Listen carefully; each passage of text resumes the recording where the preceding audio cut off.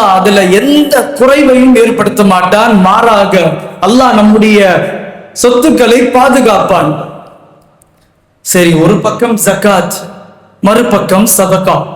இன்னைக்கு சதக்காவுடைய நிலை என்ன அப்படின்னா, ஒரு பள்ளிவாசல்ல தவறாக யாரும் எடுத்துக்கொள்ள கூடாது. ஒரு இமாமாக பொதுவாக தான் நான் பேச முடியும். ஒரு கஞ்சிக்கு நாம 4500 முடிவு பண்றோம். முடியாதவர்கள் கொடுக்காம இருக்கிறாங்க, அது வேற. அதுல சில பேர் பாதி இந்தாங்க இது பிடிங்க போதும். சகோதரர்களே, முடியாதவர்கள் வேற, அவங்கள நான் பேசவே இல்லை. முடிந்தவர்கள் எப்படிங்க பள்ளிவாசலுக்கு பாதி கொடுக்க முடியும்? நம்முடைய செலவுகளை கொஞ்சம் யோசிச்சு பாருங்க. ஒரு டீ கடைக்கு போனா எவ்வளவு செலவு பண்றோம்? ஒரு ஹோட்டலுக்கு குடும்பத்தோட போனா குறைஞ்சது நாம் எவ்வளவு செலவு செய்கின்றோம்? ரமலானுடைய காலம், ஆடைக்கு நாம் எவ்வளவு செலவு செய்கின்றோம்? லட்சங்களில் நாம் துணி எடுக்கிறோம். போத்தீஸ்லயும் அங்கேயும் இங்கேயும் போய் அலைந்து திரிந்து பல லட்சங்கள் செலவு செய்து நாம் செலவு செய்கின்றோம் ஆடை எடுப்பதற்காக. பள்ளிவாசலுக்கு முடிவு செய்யப்பட்ட ஒரு தொகை நம்மால் கொடுக்க முடியவில்லை என்றால் இதை விட வேற பெரிய கை சேதம் என்னவாக இருக்க முடியும்? வேற என்ன பெரிய கை சேதம்? இதுல ஒரு வருத்தமான வார்த்தை சிலர் வெளிப்படுத்துவது, பள்ளிவாசல்கள் அதிகரித்து விட்டது, பள்ளிவாசல்கள் கூடிருச்சு. அதனாலதான் சகோதரர்களே, பள்ளிவாசல் கூடுவது என்பது ஒரு மிகப்பெரிய ரஹ்மத். அது நான் ஏற்கனவே ஒரு ஜும்மால சொல்லியிருக்கேன். ஒரு மொஹல்லாவுல ஒன்றை விட அதிகமாக பள்ளிவாசல் இருப்பது அந்த மொஹல்லாவுக்கு கிடைத்த மிகப்பெரிய நிஅமத். நீங்க பாருங்கல்ல, பல இடங்கள்ல ஒரு பள்ளிவாசல் கட்டுவதற்காக 100 பள்ளிவாசலை ஏறி இறங்குவாங்க.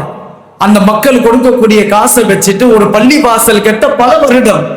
ஒரு பள்ளிவாசல், ஆனால் ஒரு முஹல்லாவில் லேசாக ஒரு பள்ளிவாசல் வந்துருச்சு, இரண்டாவது ஒரு பள்ளிவாசலும் வந்துருச்சு.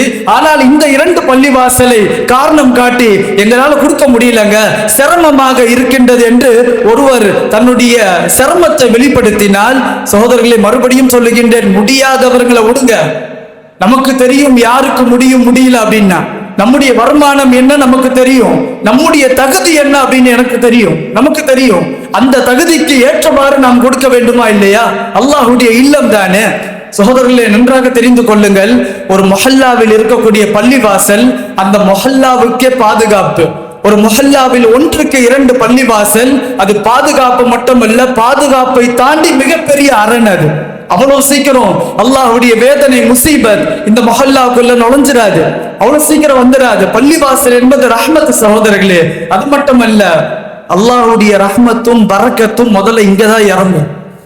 நன்றாக தெரிந்து கொள்ளுங்கள், அல்லாஹ்வுடைய ரஹ்மத்தும் பரக்கத்தும் முதல்ல இங்கதான் இறங்கும். இங்க இருந்துதான் பங்கிட்டு தரப்படும் இந்த மொஹல்லா வாசிகளுக்கு ஒவ்வொரு நாளும். இப்போ இந்த பள்ளிவாசல் விஷயத்துல ஒரு ஆளு, நல்லா இருக்கக்கூடிய ஒரு ஆளு ரொம்ப கஞ்சத்தனமா ரொம்ப யோசிச்சு அவர் பள்ளிவாசலுக்கு எடுத்து கொடுக்கிறாருன்னா அவருக்கு என்னங்க வந்து சேரும்? அப்படித்தானே வந்து சேரும். நாம எப்படி எடுத்து கொடுக்கிறோமோ அல்லாஹ்வுடைய இல்லத்துக்கு, அப்படிதான் நமக்கு வந்து சேரும். நாம யோசித்து நாம கைய சொரிஞ்சு கொண்டு தலைய சொரிஞ்சு கொண்டு இவ்வளவு வச்சுக்கோங்க போதும். சகோதரர்களை கொஞ்சம் யோசிங்க. ஒரு சஹாபி வெளிநாட்டுக்கு போனார், வர்த்தக ரீதியாக வெளிநாட்டுக்கு போன ஒரு சஹாபி. போனவர் அங்க ஒரு புது லைட் ஒண்ணு பாக்குறாரு. இன்னைக்கு எப்படி நம்ம கலர் கலரா லைட் பாக்குறோமோ அன்னைக்கு அப்பதான் அந்த லைட்டை லான்ச் பண்ணிருக்காங்க அந்த ஊர்ல, அந்த நாட்டுல. இப்ப வியாபாரத்துக்கு சென்ற அந்த சஹாபி அது பார்த்தனே அவருக்கு ரொம்ப அழகா தெரிஞ்சது. உடனே மஸ்ஜிது நபவிக்கு வாங்கிட்டு வந்துட்டார். வாங்கிட்டு வந்த அந்த மனிதர் இஷாவுடைய நேரம் பள்ளியில வச்சுட்டாரு. அவ்வளவு அழகா இருக்கு. ரசூலுல்லாஹ் இஷாவுக்கு வந்தாங்க. அதை பார்த்த உடனே ரசூலுல்லாஹ்வுடைய உள்ளம் அவ்வளவு சந்தோஷம், அவ்வளவு சந்தோஷம். ஒரு வார்த்தை அப்படி சொன்னாங்க, நவ்வரல்லாஹு அலைக. இந்த மஸ்ஜிதை யார் ஒளிமயமாக்கினாரோ அவருடைய வாழ்க்கையை அல்லாஹ் ஒளிமயமாக்குவானாக. எவ்வளவு பெரிய வார்த்தை சகோதரர்களே. பள்ளிவாசலை சிறப்பாக்குவதற்கு, பள்ளிவாசலை மென்மேலும் வளர செய்வதற்கு நாம செய்யலன்னா வேற யாருங்க?